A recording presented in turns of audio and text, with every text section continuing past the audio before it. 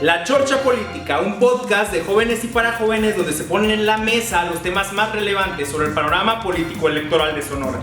Todo lo que tienes que saber y cómo lo tienes que saber para tomar la mejor decisión en este 2021. Análisis, debate, entrevistas y mucha información en un mismo lugar. Bienvenido a La Chorcha Política.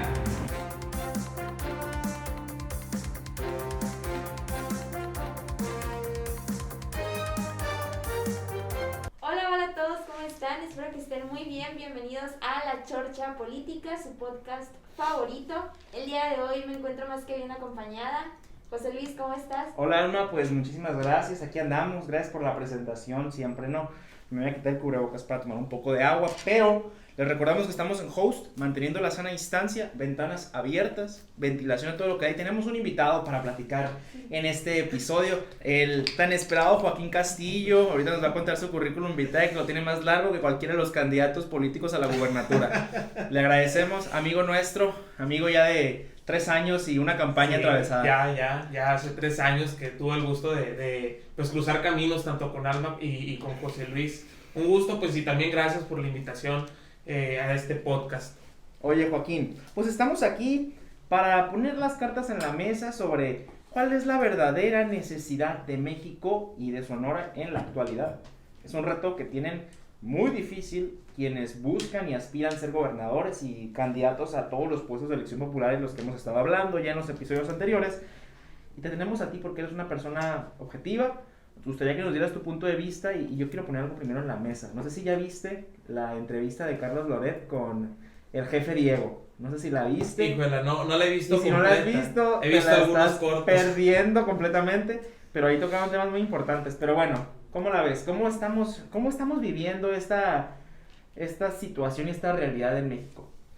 Bueno, pues yo creo que para narrar o contar lo más brevemente posible de cuál es la situación que se está viviendo en México y las decisiones que está tomando por lo menos el gobierno federal actual, hay que remontarse a la elección federal pasada, ¿no? Al 2018, donde pues se lleva un triunfo rotundo. O sea, ya decían que era una ola, pues no fue una ola, fue un maremoto, fue un tsunami, el proyecto de Andrés Manuel López Obrador. Y pues claro que no ganó simplemente por suerte o porque, digamos, se dieron las condiciones, no, o sea, era el reflejo de, yo creo que un hartazgo social muy grande de todo el país en ese entonces, y pues ni juntando los votos de todos los otros candidatos y los nulos le quitaban el triunfo a López Obrador. Entonces eso sí habla mucho de cuál era la situación por lo menos en ese año, ¿no? La situación que venía viviendo el mexicano y sobre todo eso, ¿no? El hartazgo social ya de los partidos políticos, de las mismas figuras públicas, de los mismos actos de corrupción una y otra vez, de la impunidad. Entonces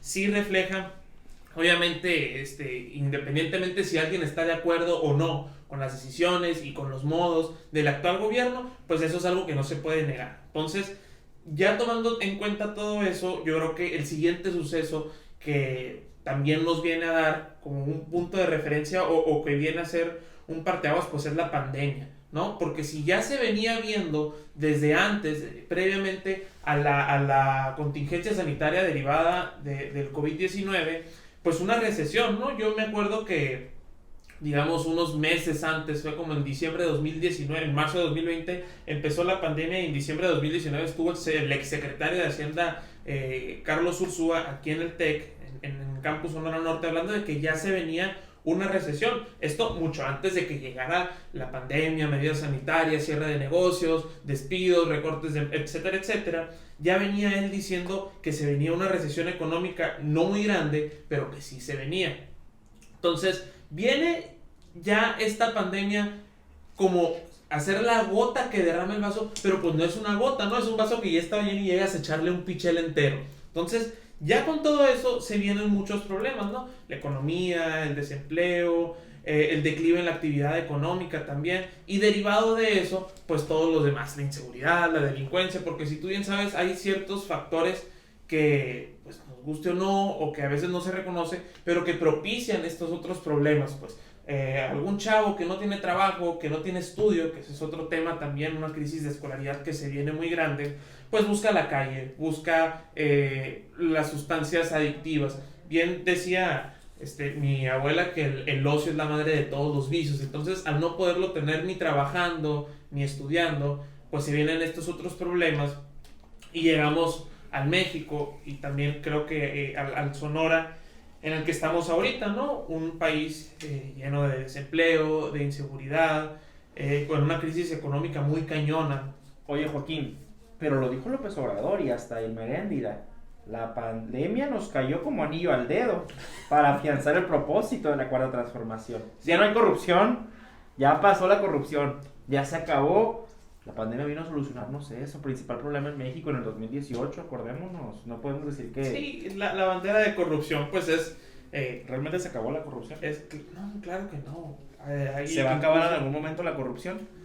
Fíjate, esa es una pregunta que me tocó en un debate ya hace 3 o 4 años en un concurso nacional, si la corrupción era algo cultural para el mexicano. Y es una pregunta a la que todavía no tengo respuesta, fíjate, ya 4 o 5 años después, sería muy difícil o sería muy ingenuo decir que sí se va a acabar la corrupción o que no se, o también sería muy pesimista, cayendo en un pragmatismo muy inútil de cierta forma decir que la corrupción nunca se va a acabar y que no hay nada que podamos hacer. Entonces no tengo la respuesta a esa pregunta de si se va a acabar, pero lo que sí te puedo decir es que no se ha acabado, pues.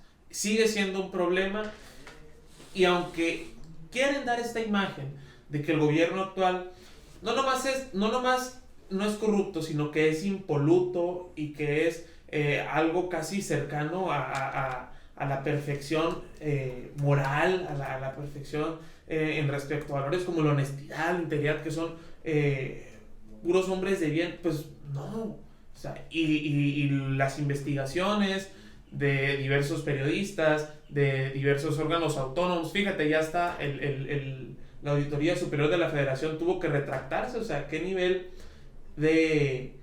¿Qué poder? ¿Qué poder, la verdad? Y la verdad es que también ese es otro tema, ¿no? AMLO es uno de los presidentes más poderosos que ha tenido México en estas últimas 2, casi 3 décadas. Yo creo que desde Carlos Salinas no se veía un presidente con tanto poder en los 3 poderes de la Unión.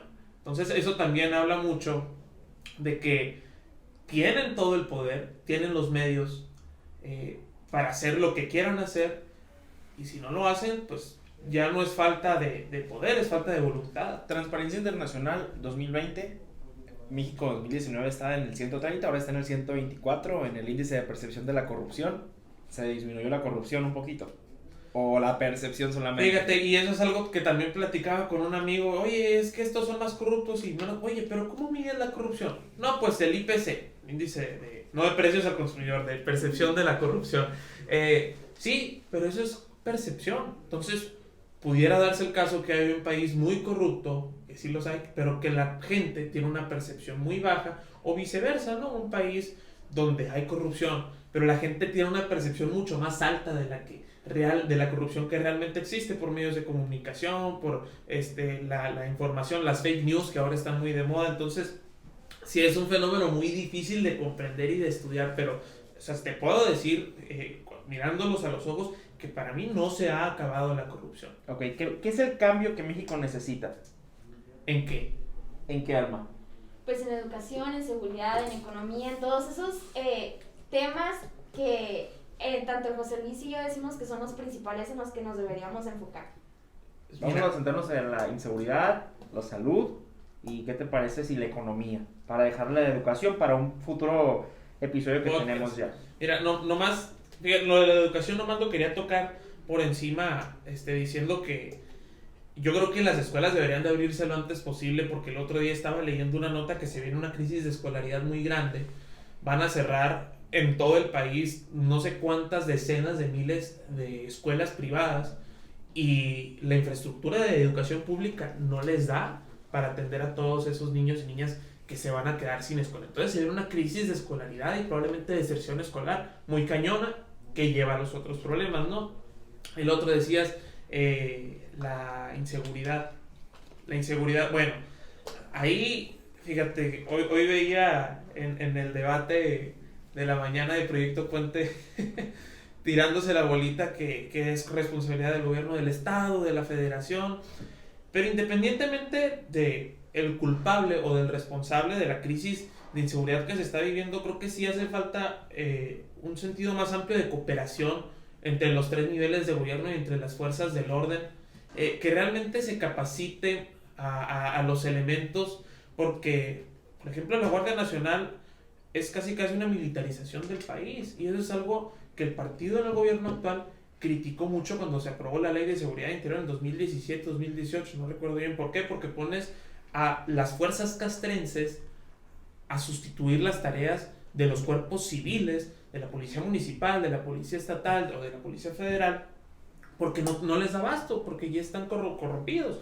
Que digo, o sea, sí, está bien que lo quieran solucionar, pero ya no nomás lo estás haciendo en algún pueblo de Sinaloa donde pues realmente el que manda es el narcotráfico o el crimen organizado, lo estás universalizando como una solución para todo el país, y eso me parece una medida muy pero muy grave, o sea, un error, o sea, gigante, un error de grandes magnitudes, y creo que esa es una decisión que tomó pues el actual candidato a la gubernatura cuando era secretario de Seguridad y Protección Ciudadana. Digo, no fue el solo, ¿no? Para que haya pasado, tuvo que haber otra gente que también apoyó y que implementó esa decisión, pero creo que sí fue un error lo de la Guardia Nacional. ¿Por qué? Porque pasaron no nomás, como te digo, las Fuerzas Armadas, militares, elementos castrenses a sustituir esa tarea de cuerpos civiles, sino que también policías federales, que ya eran como unos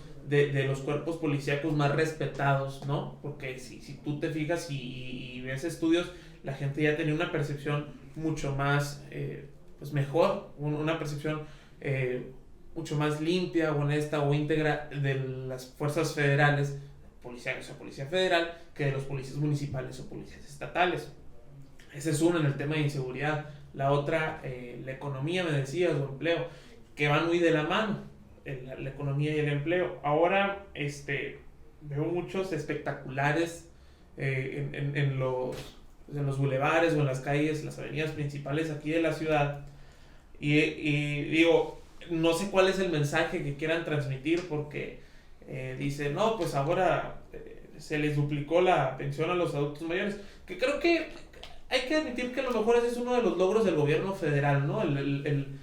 Digamos, esta atención que se le ha dado a los adultos mayores, que sí se les daba antes, pero nunca como ahora, ¿no? Y para mí creo que es un gran logro en el sentido de que poco a poco se está ya a nivel societal, no nomás nivel estatal o federal, sino que como sociedad en el mundo se está viendo esta tendencia de una cultura casi de descarte, ¿no? Donde ya a los adultos mayores, a los ancianos, pues se les ve como personas de segunda, y esto creo que vino a reivindicar muchos de sus derechos.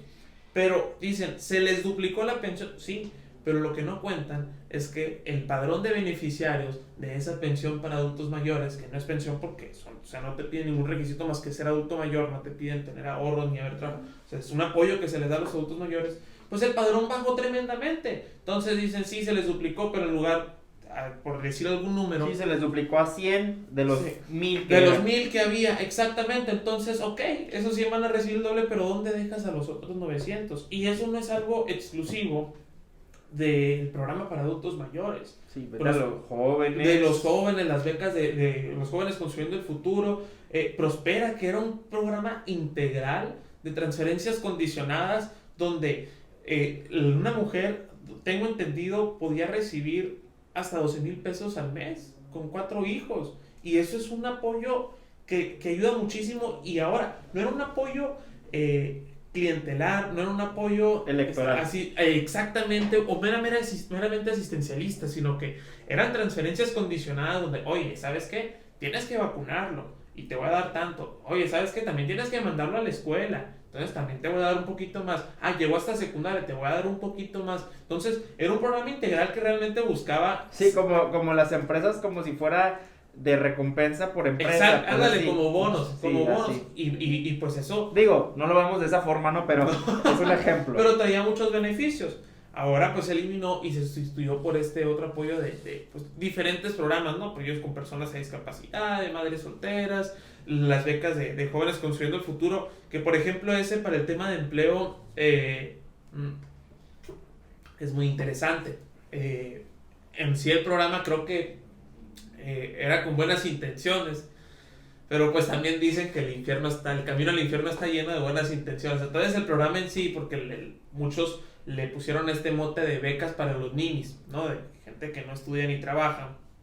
Y no era eso, ¿no? El programa en sí obligaba a los beneficiarios, a los jóvenes que no habían tenido ni la oportunidad de estudiar ni de trabajar, a capacitarse. Exactamente. Entonces tú como empresario, no sé, tengo un negocio, una tortillería o una tienda de fundas para celulares, pues necesito 1 o 2 empleados, yo no voy a desembolsar de mi dinero, o sea, va a recibir el apoyo del gobierno federal este joven que va a trabajar para mí y es mi responsabilidad estar verificando que esté cumpliendo con su trabajo y a él le llega el apoyo y pues ganamos los dos, ¿no? O sea, yo gano casi pues, mano de obra gratis y le doy y él gana pues capacitación, experiencia para poder conseguir un trabajo mejor, ya con un sueldo, con prestaciones de seguridad social. Pero ¿qué fue lo que pasó? Se vició. Exactamente. Al rato tenías gente ofreciendo, oye, ¿sabes qué? Vente para acá, no tienes que venir a trabajar, no hagas nada, nomás le das la mitad al patrón, nomás le das una tercera parte, o le das 1,000 pesos, o le das tanto porcentaje de lo que te llegue, y él te va a firmar, te va a marcar que sí fuiste, y eso se debe precisamente también a la nula supervisión del programa y a la poca transparencia que hay, porque no sé, a lo mejor es difícil medir, ahorita que decíamos la corrupción, se puede medir la percepción sobre la corrupción, pero creo que a lo mejor sí se puede medir más la transparencia y la disponibilidad de los datos que hay, y eso sí ha disminuido. No manchen, o sea, el presidente quería desaparecer el INAI, una institución por la que la sociedad civil había luchado tantos años en construir. Y sigue tras ella, ¿eh? No, y si se le hace, sobre el INE. Y en cuanto pueda, las va a querer tronar porque, pues, eso es lo que quiere, yo creo, un poder y un control absoluto. Entonces, también fue muy irónico porque mucha gente... Pero ya dijo que no se va a reelegir en el 24. Esperemos que no. Él ya lo dijo, que el 24 él se jubila, se pensiona. Y se va a escribir un libro, ¿no? Por el IMSS. Se pensiona por el IMSS y se va a escribir un libro, entonces... ¿Qué tiene de malo otros 3 años? Sí, digo, no va a necesitar una pensión tan alta con el IMSS, con los dividendos y rentas que le van a estar entrando a su prima, a su cuñado, a sus hijos, pero pues... Del Tren Maya, vaya. Del Tren Maya, de la refinería. Sus hijos creo que tenían unas cervecerías y negocios millonarios, se la llevan viajando por todo el mundo, pero pues, como dicen por ahí, cada quien, ¿no? No, como dicen por ahí, no podemos señalar sin tener prueba en mano, sin pero tener bueno, prueba en mano. Son puras especulaciones, vaya. Sí, bueno, sí. Alma, una pregunta que tengamos para el Joaquín.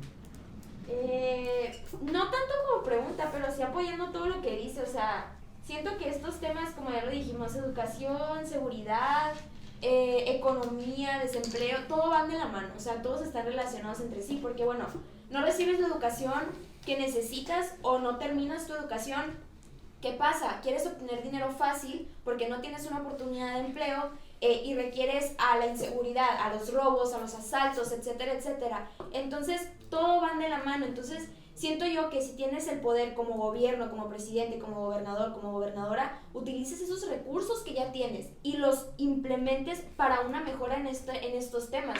Algo que yo me he puesto a pensar y que he platicado, de hecho, hace unos días estaba platicando con mi prima, algo tan sencillo en el tema de inseguridad. Las lámparas que tenemos, o sea, el presupuesto lo hay, el presupuesto se tiene. Entonces, hacer un plan para que estas lámparas se prendan a tal hora, aunque sea una sí, una no, para que no se gaste tanto, por ejemplo, pero que se prendan todos los días, a tal hora cuando se esconda el sol y que al otro día se apaguen cuando salga el sol. Más en las zonas donde hay más peligro, donde literal están 100% oscuras y no puedes caminar porque o te asaltan o te hacen algo. Entonces, algo tan sencillo como tener las lámparas prendidas ayudaría muchísimo y haría un cambio totalmente grande en el tema de inseguridad. Eso sí, es algo que se buscó, ¿no? Se buscó y luego se canceló la concesión. Sí, estaba concesionada y luego cancelaron esa Yo concesión. me acuerdo cuando sucedió eso, literalmente, el día que se canceló la concesión, esa semana fue, yo digo, la semana más oscura de Hermosillo. Por el cambio que hubo, por toda esa cuestión, me acuerdo, pasabas por bulevares oscuros y la gente tendía a decir, no, es que Celida canceló la concesión. Celida canceló la concesión. Pero bueno, yo ya he visto una mejora en ese sentido Sí, rotunda. Yo sí puedo, si tuviera que calificar el gobierno de Celida, pues le doy una buena calificación, ¿no? en el ámbito de alumbrado público. En el ámbito de servicios públicos. Servicios, y bueno, que todo. ya le renunció la persona que era el funcionario mejor calificado, el director Sí, de sí, servicios públicos. Así es, ¿no? pero hizo un muy buen trabajo. Claro. Y es de reconocerse. Y es parte también, no podemos Norberto, decir. Así es. ingeniero No Barraza. podemos decir que es como felicitar a Por una hacer su persona trabajo. por hacer su trabajo, pero no podemos nomás reconocerlo a él. Tiene que tener en cierto modo, pues, como un equipo. un equipo y un liderazgo. Y creo que ese liderazgo sí lo tiene Celida, ¿no? Entonces, eso sí se le reconoce a ella, que a lo mejor la cabeza de servicios públicos era Norberto, pero es la administración de Celida y a quien se le reconoce también es a la administración, en ese sentido. Bueno, eso es de discutirse, ¿no? Lo de digamos, el liderazgo que ha implementado Celida. No lo sé. No, a mí lo único así, por ejemplo, que te puedo decir y que traigo así fresco en la cabeza, que no me pareció desde la alcaldesa, fue el no renunciar a su cargo. El rescatar Hermosillo. Pues, y buscar la reelección. O sea, porque ahora, digo, no está cayendo en ninguna ilegalidad ni en ninguna controversia jurídica, es algo perfectamente legal con las nuevas reformas político-electorales de las elecciones pasadas. Los diputados federales, presidentes municipales pueden buscar la reelección sin renunciar a su cargo. Pero, pues, no todo lo legal está bien y no todo lo que está bien es legal. Entonces, creo que sí es un error o es algo incorrecto de su parte no renunciar a su puesto y buscar la reelección. ¿Por qué? Porque luego se presta, ya sea consciente o inconscientemente, adrede o con toda la intención, el desvío de recursos públicos, pues porque al rato tienes a las cuentas de redes sociales, por decir un ejemplo, del ayuntamiento, ya no las redes de Celida, sino las redes del ayuntamiento de Hermosillo, haciendo promoción de Celida López, y ya no se sabe si lo está haciendo como el trabajo de la alcaldesa o como el trabajo de la candidata al gobierno de Hermosillo. Entonces, para evitar ese tipo de controversias, digo, yo en su lugar hubiera renunciado. Y así lo habían hecho, así lo hizo el Maloro cuando buscó la candidatura al Senado, así lo hicieron los diputados locales que buscaron la reelección, la elección pasada. Entonces, creo que sí, pues se puede prestar, digamos, a malos entendidos. Pero todavía ¿no? tiene tiempo, ¿no? O sea, obviamente todavía tiene tiempo, no se ha definido en Morena. Ella es la que lleva la delantera, pero también se han levantado unas otras personas, mujeres, diputada y también diputada federal a buscar ese cargo. Entonces, pues no podemos meternos mucho en eso. ¿Quién sabe en qué sí podemos meternos? Para dejarnos la grilla. A ver. Vaya, a lo que te invitamos. ¿Qué cambio necesita México actualmente para solucionar algunos de sus problemas? No se trata de abrir la caja de Pandora y encontrar todas las respuestas, ojalá, ¿verdad? Pero sí, ¿qué cambio necesita Sonora y Hermosillo y México? Es decir, plan de acción. O sea, en la mañana escuchaba yo lo mismo que tú, ese debate, y hablaban de propuestas jóvenes. Bueno, entonces quisiera yo saber qué cambios se necesitan para que de ahí quien nos escuche, ojalá nos escuchen los candidatos, logren agarrar algunas propuestas y generen la mejor estrategia posible para estas. Pues mira, se necesita ahora sí un liderazgo que venga pues, a realizar un cambio y que piense ya no como político en las siguientes elecciones, sino como un estadista, ¿no? Y hay una frase que me gusta mucho que dicen: los políticos piensan en las siguientes elecciones y los estadistas piensan en las siguientes generaciones. Entonces, sí se necesita alguien que venga y ponga orden, por lo menos, por ejemplo, en Hermosillo, y creo que también aplica para los demás niveles de gobierno, y que asuma el costo político de algunas decisiones que son necesarias, pero que no son agradables ni política, ni social, ni electoralmente, ¿no? El otro día, bueno, hace ya algunas veces platicaba con un conocido el tema y el problema del transporte público, sobre cómo hay una deficiencia muy grande en los camiones urbanos, y me platicó que ya había, porque esta persona es, digamos, un experto en el tema, pero alguien que tiene conocimiento, que ya había un plan de trazado para reorientar las rutas, y que no hubiera camiones pasando y cruzando toda la ciudad, sino que fueran, porque ya tenían bien trazado el movimiento, cómo se desplaza la gente. La mayoría, más del 50% de la parte nororiente, todo lo que es Puerta Real, pueblitos, todo ese fraccionamiento, hacia el sur, lo que es el centro y parque industrial. Exactamente. Entonces, tú haces una vía exclusiva para un camión, un BTR sería un camión de tránsito rápido, un bus de tránsito rápido, y solucionas gran parte de ese problema. Pero ahora, aparte de ser un programa muy costoso, en términos económicos y financieros, ibas a tener que también, para solucionar la crisis y los camiones pasando por todas las colonias de Hermosillo, pues reprogramar las rutas, y la gente a lo mejor ya no iba a tener el camión casi pasando enfrente de su casa, iba a tener que caminar un poco más. Ese tipo de decisiones no son, digamos, amigables electoralmente hablando. Esas decisiones te cuestan votos en las siguientes elecciones de tu partido. El tema de los carros chocolates, ¿no? Todos los PAFAs, ¿no? Ningún presidente municipal ni ningún gobernador se ha atrevido a realmente decir, oigan, ¿saben qué? Hay que regularizarlo, se tienen que regularizar, vamos a darles el espacio, los medios, pero el que no se regularice, lo siento, pues vamos a hacer una requisa de esos carros. ¿Por qué? Porque es lo mismo, es un costo político muy grande que nadie se atreve a tomar. Ya a nivel federal te puedo decir los programas sociales. Los programas sociales, fíjate, hay una frase que me gusta mucho de Reagan, que dice, el éxito de un programa social no se mide por cuántos beneficiarios más metes, o sea, por cuántos beneficiarios más tiene el programa, sino por cuántos dejan el programa social. Es decir, cuántos necesitaban ese programa social y ya no lo necesitan.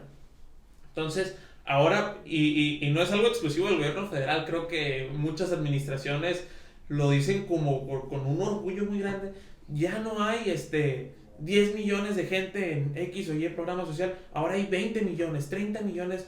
Y dices, oye, pero si hay más gente en ese programa social, es porque lo necesitan. Es porque más gente lo necesita, y si más gente lo necesita es que a más gente le está yendo mal, es que no tienen empleo, es que no tienen las condiciones de vida dignas. Entonces, también reorientar los programas sociales para que la última finalidad sea eso, ¿no? Que la gente alcance esas condiciones para dejar esos programas, ¿no?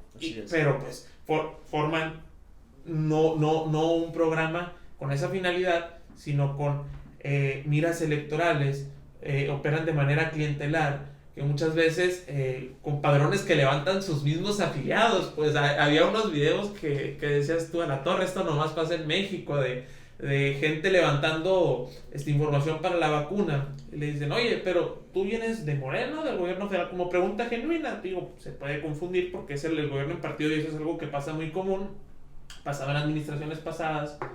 Pero digamos, ahora sí, casi con un cinismo muy grande, ¿no? Sin pena, vaya, sí. Sí. No, pues, es lo mismo. Oye, no, pero vienes del partido Moreno, vienes del gobierno federal. No, pues es que es lo mismo y yo vengo de Morena, pero es el filtro para el gobierno. Oye, ¿cómo mezclas ya, independientemente de los ideales o principios o ideologías de partidos, cómo mezclas la imagen institucional y labores gubernamentales? La autonomía. La autonomía con tu partido. Así Pues eso creo que es un error muy grande y son costos que creo ningún político se ha atrevido a asumir, a decir, oye, ¿sabes qué? Quiero realmente hacer un cambio, pues voy a tomar esta decisión, voy a tomar estas decisiones Y aceptar a quien afecte. Sí, claro, Sí. y hay muchas cosas que se tienen que tomar en cuenta, o sea, sí, tiene que haber una mayor organización, más planes, más estrategias para que no solo beneficie a unos, sino a todos, en su mayoría. Pero bueno, vamos cerrando, últimos comentarios. Joaquín, algunos comentarios. una pregunta nomás. Dime. ¿Hacia dónde va Joaquín Castillo? Pues ¿Es si en hubiera serio? a terminar la carrera, porque Claro, apenas voy en porque segundo ni siquiera semestre. dijimos que estudiabas. No, pues estudio la licenciatura en economía, ustedes yo creo que ya saben. Estoy esperando que abran la escuela porque todas mis clases las he tomado en línea desde mi último semestre de preparatoria. Pero no sé hacia dónde va Joaquín Castillo. Todos los que me Activista. conocen, pues simpatizo obviamente con el revolucionario institucional, no me he afiliado, pero sí, y no es algo que oculto ni que me avergüence ni nada, o sea, abiertamente. Va a ganar. Pues Claro, va a ganar, de que va a ganar, va a ganar. Estamos seguros. Yo estoy seguro, Le hace competencia de brazo. bastante. Y digo, Burs no le quita votos. ese es un tema complicado, pero pues, ya no me acuerdo quién dijo, digo, citando, no es mi opinión personal, el otro candidato, Morena, dijo que era una crisis de mediana edad la de Burs buscar una candidatura Ay, en sus condiciones. No puede ser. Pero no sé hacia dónde va, obviamente. ¿Cómo le dicen? El El sartén le dijo a la olla, El ¿no? comal le dijo a la olla. El comal le dijo a la olla. Cada quien, como te digo. Pues claro, me gustaría estar apoyando desde cualquier trinchera. A beneficio del Estado también. creo yo. Sí, a Y de la beneficio sociedad. de mi ciudad, de mi estado, de mi país. Es algo que realmente me apasiona. Pues, ¿no? Rápidamente, El servicio pronóstico público. elecciones 2021. Y no me digas que va a ganar este o el otro. ¿Qué va a pasar? ¿Cuál es la acción que va a 2021, hacer pues la mira, sociedad? la tendencia que es, por ejemplo, el tema, digamos, a nivel federal, de diputados federales, una tendencia que se ha visto desde, yo creo que Fox, cuando rompió la hegemonía del PRI. 2000 gana el PAN con Vicente Fox, 2003 pierde la mayoría de la Cámara de Diputados, baja el número de diputados del PAN, 2006 otra vez gana el PAN, es el partido con mayor número de diputados panistas en el Congreso de la Unión. 2009 en las elecciones intermedias otra vez pierde la mayoría. 2012 sucede lo mismo, el PRI se lleva el triunfo. 2015 pierde varios escaños en la Cámara de Diputados. Entonces, si se sigue esa tendencia, pues es algo lógico y creo que también algo sano y que oxigena la democracia, Ahora, la alternancia. ¿Qué ¿no? va a pasar con Movimiento Ciudadano? Entran tres ya, no son dos partidos o no son dos áreas nomás. El PAN, PRI, la famosa oposición en este momento y Morena y sus aliados. Entra Movimiento Ciudadano al quite. ¿Lo consideras oposición de parte del PAN, el PRI y el PRD o lo consideras otro, digamos, lado autónomo de la mesa? Fíjate, esa es una pregunta muy buena. Y creo que varía mucho digamos, de estado a estado, de región a región y con el centro del país, o sea, con Ciudad de México, que también ahí se toman muchas decisiones, porque también el año pasado, que a la elección pasada, si tú te fijas, en el tema federal iban en alianza el PAN, el PRD y Movimiento Ciudadano, pero a nivel local no, o sea, el PAN y el PRD postulaban sus candidatos y Movimiento Ciudadano postulaba los suyos. Entonces, y ahora pues creo que es de los únicos o el único partido que no va bueno, los partidos Que van haciendo también, ¿no? Sí. Pero eso no sí, puede. por ley. ahora resulta que hay 6 candidatos y candidatas a gobernador de Sonora, pero en fin. Así es, pues cerramos, Alma. Estamos en La Chorcha Política, un podcast de jóvenes y para jóvenes donde se ponen en la mesa los temas más relevantes sobre el programa político electoral de Sonora. Todo lo que tienes que saber y como lo tienes que saber para tomar la mejor decisión en este 2021. Análisis, debate, entrevistas y mucha información como la de hoy con Joaquín. A ver qué tal nos va aquí en un solo lugar, Alma. Esto fue La Chorcha Política, muchas gracias.